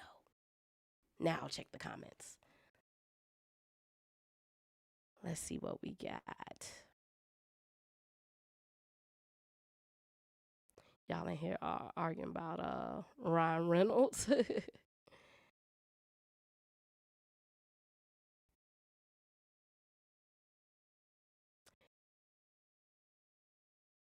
All right, it's just says, I still want to know how Sony finessed Feige for Hulk, Punisher, and effing Jean Grey. They bullied him. I don't think they finessed him. Because think about it. If you Sony, why would you even think to ask for Jean Grey? If she is Jean Grey, I think this is a Kevin Feige thing. Think about it. If you are Sony and you can have any X-Man that you want, Jean Grey is not going to be your choice. You're going to say Iceman, because Spider-Man and Iceman go together. Or you going to say Wolverine. Or you might even say Cyclops. Jean Grey. If I'm an executive at Sony, Jean Grey is not my first pick. So this is how you know if she is Jean Grey. This is something that Kevin Feige is pushing the task on. Xavier says the trailer is fine, but this new Spidey film looks like there's a lot going on with the plot. I hope it comes together. Yeah. Yeah. She said, was it as bad as the damn chairs? I would pick the chairs over this Spider-Man promotion. That damn Spider-Man promotion was crazy. Mental Health says Tina, Brand New Day deals with Peter's struggle to accept his personal identity versus his superhero one. I agree. Dan the Man says, I like the tone. It's more mature, and they seem to be taking inspiration from Tobey's Spider 4 opening and James Cameron twist. Pete was going to become Man Spider in that project. Yep, I heard that little rumor. Mr. A says, I do need a Punisher versus Oliver and Ganucci family trilogy. The Magician says, not a Spidey fan, but it kind of looks interesting. I'm interested in the Man Spider arc. She said, I'm a little over Spider-Man at this point, but the trailer looks solid. JD Informant said, Jean Grey is not in the film. So, Jay, who do you think Sadie Sink is playing? If she's not Jean Grey, who do you think Sadie Sink is playing?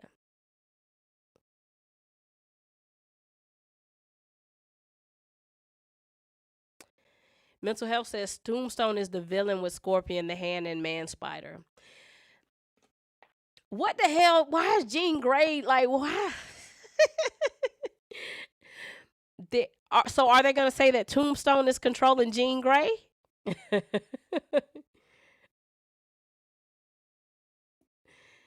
Then the man says, slow it down. Jean hopped into Tillman's. Yeah, she hopping into everybody's body. Let's go back. Sadie Sink wildin', bruh. Yeah, she was hopping into everybody's body.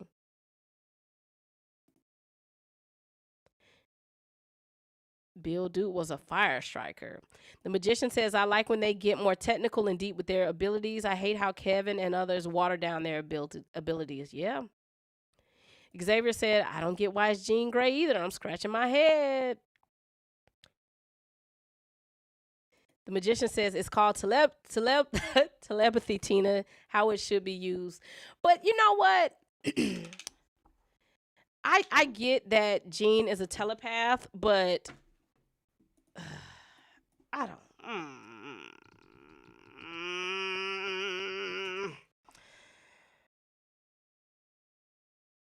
I think I don't know.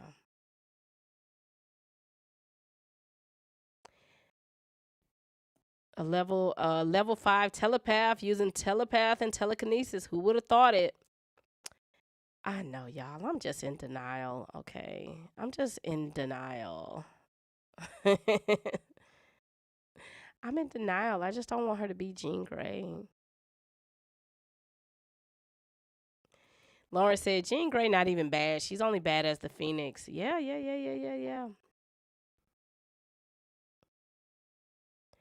S. Jaddick says, comic book accuracy. Maybe Coogler take some notes from Destin. Jay says, Punisher finally mainstream. Billy is waiting, said, I hope Daredevil cameos. Why not? Bring him on. Bring everybody. O-Dog says, with Destin and Jackie Chan behind the scenes, I don't really expect no less with Spider-Man. Yeah, man. The martial arts is going to be crazy. Lawrence said the trailer looked amazing in IMAX when I saw Project Hail Mary. I was supposed to go see Project Hail Mary yesterday, and I just could not get out of the bed to go. The Magician says, I really don't think she's Jean. Who do y'all think she is then? If y'all don't think she's Jean Grey, who is she? Yeah. This doesn't look like telepathy. Telepathy is when you can, I'm reading your mind. This looks like body hopping and it like possession. And I know, I just ain't never seen Jean do this in live action. It just looks so weird. And another thing, why is Jean doing this in the jail? Like, do they got Jean in this jail? And why is she body hopping? And I would be so mad if this is Jean Grey, because now I'm more interested in what the fuck Jean got going on than Spider-Man. I really don't, I'm over Spider-Man now, because y'all telling me this Jean Grey. Now I want to know her story. That's why I don't understand why they would do this, because now I'm more interested in Jean Grey. I don't give a damn what Spider-Man got going on. Hell.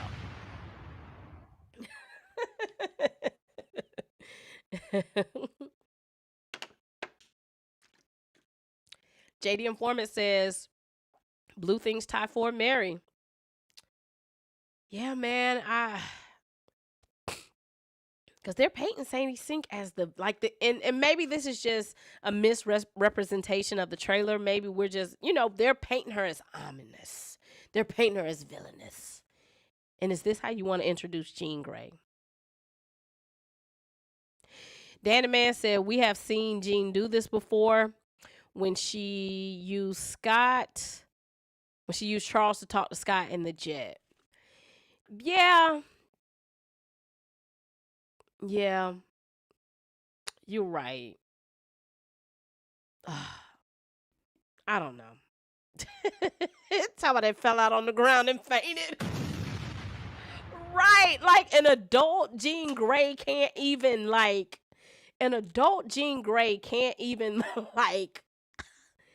y'all got a 19, 20, 21-year-old Jean Grey doing all of this? The Magician says, if this is Jean Grey, it's not body hopping per se. I think the actors needed a physical movement in the show. I get it. Yeah, to show mind control. Yeah. Sadie Sink apparently got third billing. Typhoid Mary ain't getting no third billing. That's not how that works. The third billing is based off of the actor. It don't matter who the goddamn character is they playing. the billing, you get billing based off of you being an actor. They not saying just because we paying Sadie Sink to be whoever we paying Sadie Sink is. She said the way they carry Sink, she may not be Jean Grey. Unless they got some type of something to kind of knock her out, because they were carrying her on a stretcher. Let's see if we can find that picture. Let's see. Sadie Sink leak photos. They may have scrubbed it from the ground. Scrubbed it from the internet. Y'all see why making her Jean Grey is a bad idea? Because I'm more focused on. I think people are gonna be more focused on Jean Grey than Spider-Man. Like, why would they do that? I'm trying to see if I can find that picture of Sadie Sink being carried on the stretcher. I can't find it. It's probably on Twitter somewhere.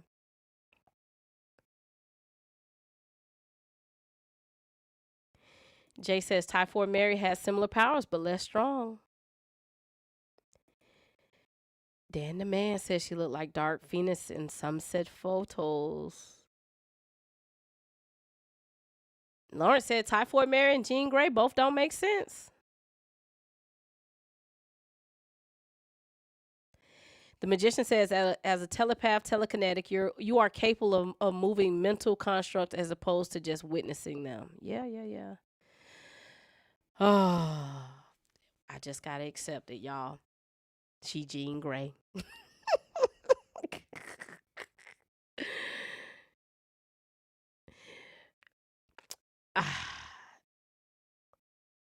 Dan the Man says it's brilliant. Jean gets us to the X-Men sooner than later after Kevin Feige been holding them hostage. My question would then be, where have they been? If she's in 616, or is the story gonna be that it just don't make sense? Because are we gonna say that mutants have been hiding all of this time, and that Professor X? I don't know. I just don't get it. Lauren said Jean wouldn't need to jump between people. She would just control them all at once. I don't know. I guess we'll see. I'm going to CinemaCon, y'all, so y'all know I'll tell you if Sony brings an extra trailer or gives us some extra details. Because now I just want to know who Sadie Sink is. If she is not Jean Grey, people's feelings are going to be hurt.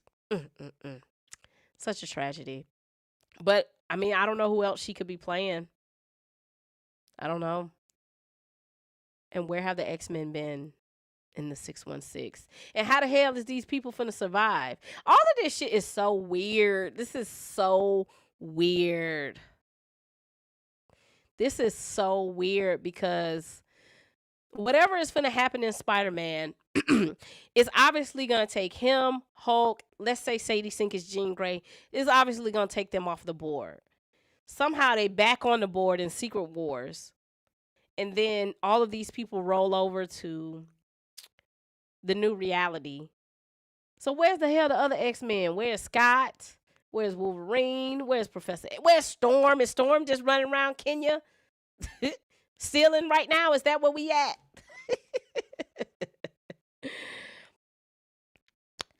Child. I don't know, y'all. Look at my Spider-Man shirt I got from Rue 21. I don't know, y'all. But, O-Dog says she kind of has Jean's color scheme in the little snippet when she raises her hand. Yeah. Lauren said Jean could move out those little restraints. I don't know. They had Jean in that chair. Professor X had Jean in that chair in X3. It took her a little bit to kind of get out of them.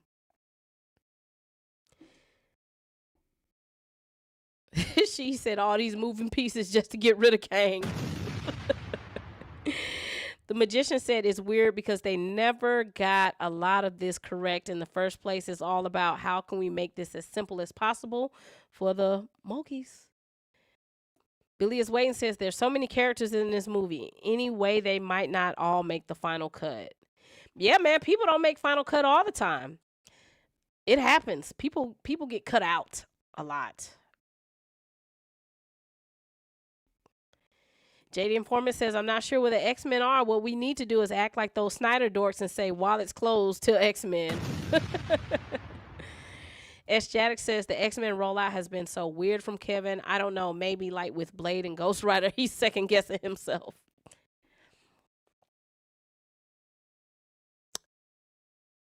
Yeah, man. If she's Jean Grey, like I said, this is all Kevin Feige put her in there. I just don't see Sony waking up and say, we would love to have Jean Grey in our movie. Don't forget, Sony is executive board is white men. You better believe they probably would have said, we actually would like to get Iceman because he's like, who picked Jean Grey? This is Kevin Feige's doing. This is Kevin Feige's bright idea to put Jean Grey in the Spider-Man movie. She looks cool though. What I will say, them letting us visually see how she's controlling each person, it looked cool. You know what I'm saying? I trust Destin Daniel Cretton. He doing his job. It looks fire, you know. And that's why I said this is so bad because now I'm more interested in Jean Grey. That's how big of an X-Men fan that I am. I love X-Men. I don't even care about Spider-Man no more. I'm going to this movie to see Jean Grey now.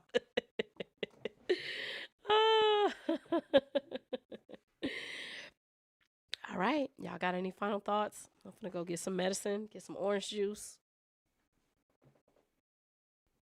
I lost my phone. Y'all gonna watch the Rick Ross movie that's coming out? Lauren said, I want Nia DaCosta to get a Storm movie. Yeah, man, I don't know who I would like to see Storm. I think Nia DaCosta would do good, though. I don't know if she'll come back. I feel like they played in my sis face. If Children of Blood and Bone does well, you better believe they are going to be knocking on Gina Bythewood's door. I know her last name is Bythewood. I like to call her Gina by the Wood. Sounds more epic.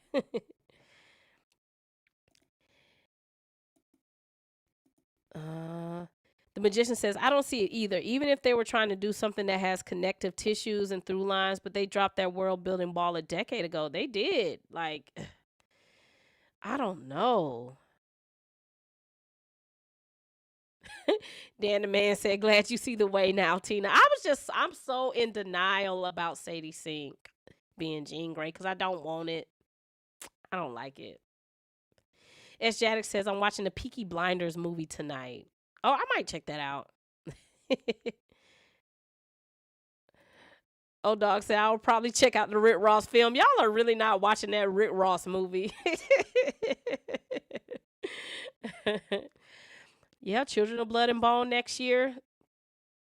I don't know if y'all saw that interview with Damson Idris, but he said the movie's going to be huge. I wonder what the budget is. I need to find the budget.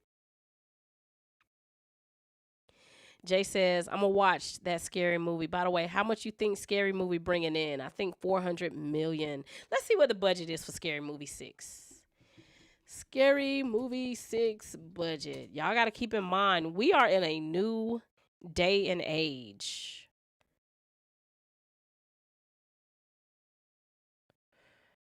I mean, if they can, listen, if Scary Movie's budget is 20 million, 30 million or less, man, you'll be happy at 200. You'll be happy at 200. Lawrence, you like Nia DaCosta? I'm kind of iffy on Nia DaCosta. I did not hate the Marvels. I did not love Candyman either, though, and I haven't seen the Bone Temple movie to kind of judge it. So I'm just kind of indifferent on Nia. I just be rooting for her because she black. Y'all know me. I'm just rooting for her because she black. But I haven't seen. You know what? She did the movie with Tessa Thompson? Is it Hedda? I need to go watch that. That's what I'm gonna watch tonight. I'm gonna check that out. Yeah. I'm gonna check that out. Mr. A says Ava DuVernay over Nia.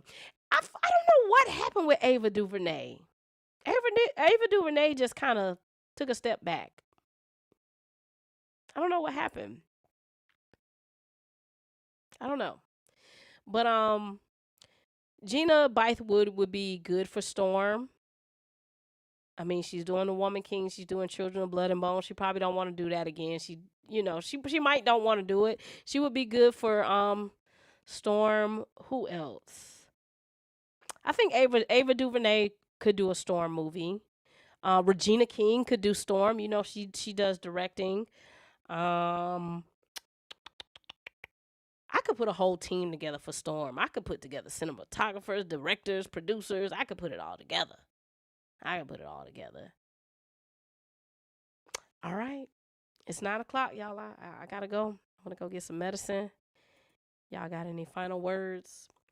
Y'all check my website out. Go get a t-shirt. I got some pretty cool t-shirts. I'm gonna show y'all my t-shirts. Hold on.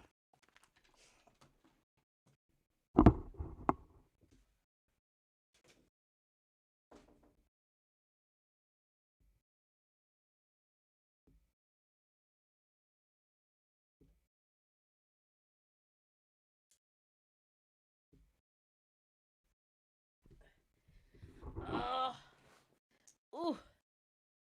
Too old for this shit. I don't even know if I can show them all, but y'all know I be watching Interview with the Vampire. So I got a Queen of the Damn type shirt. You know, I can't copy it word for word because then I'll be in trouble like Remy Ma, copyright infringement. So I made like